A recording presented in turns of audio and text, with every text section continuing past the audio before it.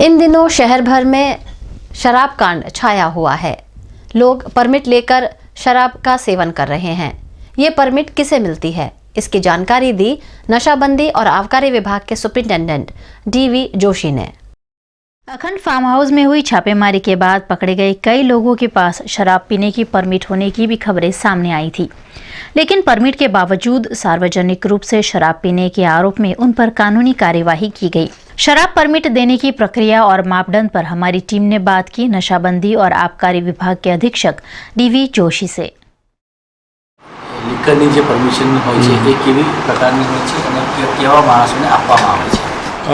ખાસ કરીને વિદેશી દારૂની જે પરમિટો આપવામાં આવે છે એ ગુજરાતની અંદર ગુજરાત બહારથી જ્યારે કોઈ લોકો આવતા હોય છે, ટુરિસ્ટ તરીકે આવતા હોય કોઈ ટૂરમાં, તો એને ટુરિસ્ટ પરમિટ આપવામાં આવે છે અને થોડા સમય માટે વિઝિટર્સ તરીકે આવતા હોય એના માટે વિઝિટર્સ પરમિટ આપવામાં આવે છે। એ ઉપરાંત ગુજરાત બહાર જે 5-10 વર્ષથી રહેતા હોય ઇન્ડિયામાં, અગર તો ફોરેનમાં રહેતા હોય અને પછી અહીંયા આવીને કોઈ બિઝનેસ કે કોઈ સંજોગોમાં એને અહીંયા રહેવાનું હોય તો એના માટે પણ નિયમ 64B હેઠળની પરમિટો આપણે આપવાની થતી હોય છે।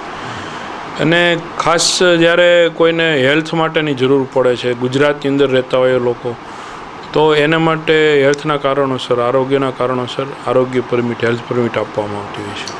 આ પરમિટ જે આપવામાં આવે છે એની શું મર્યાદા હોય છે, કેટલા ટાઈમમાં એમને રિન્યૂ કરાવવું પડે, તમારી પાસે શું શું ડોક્યુમેન્ટ જમા કરાવવા પડે? હા, એમાં દરેક પરમિટના પ્રકાર મુજબ એમાં ઉંમરના આધારે જે પરમિટ હેલ્થના આધારે આપવામાં આવતી હોય છે, ત્યારે સિવિલ સર્જન એની તબિયત અને એના ઉંમર એના આધારે એક લિમિટ નક્કી કરતા હોય છે કે દર મહિને 1 યુનિટ, 2 યુનિટ, 3 યુનિટ, 4 યુનિટ, પણ જે ઉંમર હોય છે એ પ્રમાણે 40 વર્ષથી 50 વર્ષ સુધી 2 યુનિટ આપી શકાય, 2 થી 3 યુનિટ આપી શકાય। 50 વર્ષથી વધુ ઉંમર હોય તો 3 થી 4 યુનિટ પણ આપી શકાય અને 65 યર્સ પછી સિનિયર સિટીઝન તરીકે એને જ્યારે 5 યુનિટની જરૂર હોય તો 5 યુનિટ સુધી પણ આપી શકાય છે।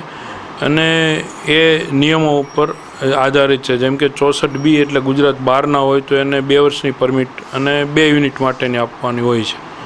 એ રીતે નિયમો ટુરિસ્ટ પરમિટને, વિઝિટર્સને 1 યુનિટ, એ રીતના અલગ અલગ નિયમો છે। મારે પરમિટ જોઈતું હોય તો શું પ્રોસિજર કરવું પડે? એમાં જો હેલ્થ માટે ખરેખર જરૂર હોય તો જ્યારે તમને કોઈ કારણોસર તબિયતને હિસાબે જ્યારે જરૂર પડતી હોય એવું તમારા ફેમિલી ડૉક્ટર કે MD કે કોઈ કારણોસર ક્યારેક કોઈ કહેવામાં આવે ત્યારે તમને નોલેજમાં આવે કે ભાઈ મારે આ પરમિટ હોય કે આ વિદેશી દારૂનો ઉપયોગ હું કરું તો એનાથી હું બેટર રહી શકું એમ છું, ત્યારે તમને તમે જ્યારે ઉંમર 40 વર્ષને અમારા બધા નિયમો છે એ નિયમોની મર્યાદામાં પરમિટ માટે અરજી થઈ શકતી હોય છે। 1991નો જે નિયમ નક્કી થયો હતો કે માસિક 4000ની આવક હોય, એ આવકોના ધોરણમાં ઘણા વર્ષો પછી હમણાં ગુજરાત સરકારે ફેરફાર કર્યો। નવા પરિપત્ર મુજબ 18 ફેબ્રુઆરી 2013થી આપણે માસિક આવક 25,000ની નક્કી થઈ છે મિનિમમ, એટલે વાર્ષિક 3 લાખની આવક હોવી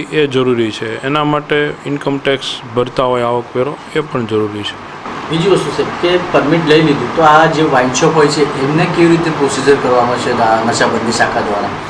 હવે અમારી જેટલી વાઇન શોપ છે એની ઉપર એક ISMS સિસ્ટમથી ઇન્ટિગ્રેટેડ સ્ટોક મેનેજમેન્ટ સિસ્ટમ છે, અમારું જે ગુજરાત સરકારનું આખું સર્વર છે એના ઉપરથી બધું ઓનલાઈન જ કામ થાય છે। એટલે હવે કોઈ પણ ગ્રાહકને જ્યારે પરમિટ હોલ્ડર હોય એ જ્યારે કોઈ વાઇન શોપ ઉપર લેવા જાય ત્યારે એનું જ્યારે નવી પરમિટ હોય તો એનું નવેસરથી રજિસ્ટ્રેશન થાય છે, એની ટોટલ બધી ડિટેલ સાથે, પરમિટ નંબર સાથે એક એનું રજિસ્ટ્રેશન કસ્ટમર ID જનરેટ થાય છે સાઇટ ઉપરથી અને એના આધારે એનો તમામ રેકર્ડ દરેક જગ્યાએથી ગુજરાતની કોઈપણ વાઇન શોપ ઉપરથી અને અમારા સર્વર ઉપરથી અને ઇવન અમે સુપ્રિન્ટેન્ડન્ટ્સ તરીકે અમને જે પાવર્સ આપ્યા છે એ અમે અમારા લોગિન, અમારા યુઝર ID લોગિનમાં થઈ અને એ પણ એની ઉપર જોઈ શકતા હોય છે, તપાસી શકતા હોય છે। વડોદરામાં કેટલી વાઇન શોપ છે સર?